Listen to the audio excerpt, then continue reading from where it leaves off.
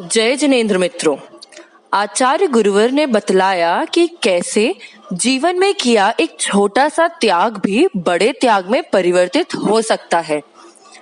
विद्या गुरु के ऐसे ही रोचक संस्मरण सुनने के लिए हमारे चैनल को सब्सक्राइब एवं लाइक जरूर करें और इस वीडियो को अंत तक देखें।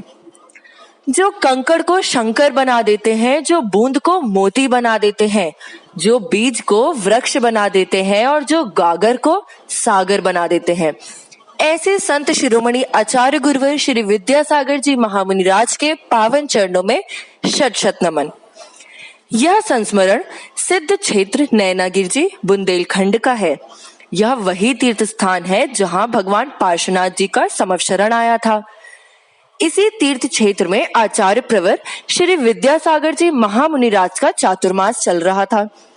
चातुर्मास के दरमियान एक श्रावक आहार दान देने की तीव्र भावना मन में लिए नैनागिर जी आया। उनके मन में गुरुवर को आहार देने की इतनी तीव्र भावना थी कि उन्होंने आचार्य महाराज के दर्शन पश्चात बड़े ही विनम्र भाव से गुरुवर के समक्ष अपनी आहार देने की भावना प्रकट करी। साथ ही मुस्कुराते हुए यह भी कहा कि गुरुवर, मेरी आहार देने की तो भावना बहुत तीव्र है, परंतु मैंने सुना है कि नियम काफी कठिन होते हैं और मैं त्याग कुछ भी नहीं कर सकता। यह बात सुनकर आचार्य श्री जोर से मुस्कुरा दिए। बोले तो कुछ नहीं, क्योंकि वे तो अपनी मुस्कुराहट से ही सारी बातें कह दिया करते हैं। वह व्यक्ति कई दिनों तक नैनागिर जी में गुरुवर को आहार देने के भाव लेकर रुका रहा। फिर वह शुभ दिन आ ही गया जब उस श्रावक के चौके में गुरुवर का पड़गाहन हुआ। गुरुवर मंद मंद मुस्कान के साथ आहार लेते रहे और उससे कुछ त्याग भी नहीं कराया। इसलिए वह श्रावक अंदर ही अंदर बहुत खुश हो रहा था कि गुरुवर ने तो कुछ त्याग भी नहीं कराया और मुझे धन्य भी कर दिया। आहार पूर्ण हो जाने के पश्चात सभी जन आचार्य भगवान को मंदिर जी छोड़ने के लिए गए। तभी गुरुवर ने उन श्रावक से पूछा, वैसे आप करते क्या हैं? उस श्रावक ने कहा कि गुरुवर, मैं वकील हूँ, वकालत करता हूँ।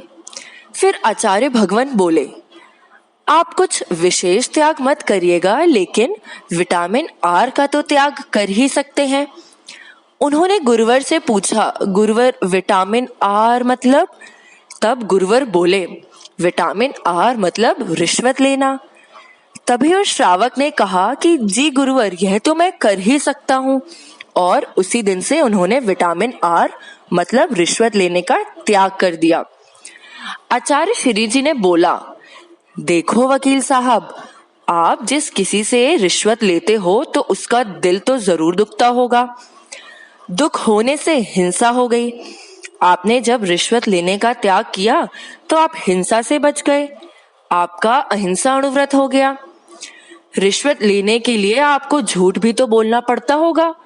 रिश्वत नहीं लेंगे तो आप झूठ भी नहीं बोलेंगे। यह सत्य अणुव्रत हो गया वकील साहब। रिश्वत लेना शासकीय कानून के विरुद्ध भी तो है। इसका मतलब यह कार्य चोरी हुई। आप इससे भी बच गए, अतः यह अचौर्य अणुव्रत हो गया। रिश्वत लेंगे तो पैसा अधिक होगा, इससे इंद्रिय विषयों में यदा तदा प्रवृत्ति होगी।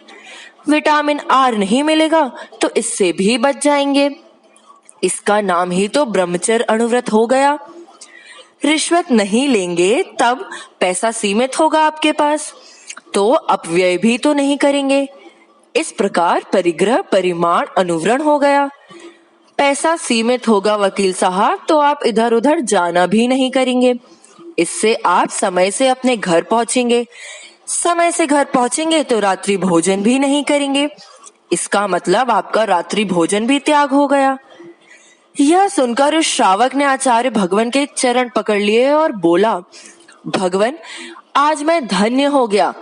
त्याग के नाम मात्र से डरने वाले मुझ अज्ञानी को आपने तो त्यागी बना दिया। दोस्तों, आचार्य गुरुवर की सादगी, सहजता, सरलता, सौम्यता एवं उपदेश हमारे जीवन को स्वर्ग बना सकते हैं। अगर आपको हमारा यह संस्मरण पसंद आया हो तो कृपया इसे अपने परिजनों के साथ भी शेयर करें, जिससे वे विद्या गुरु के संस्मरण से वंचित ना रह पाएं। जय जिनेन्द्र।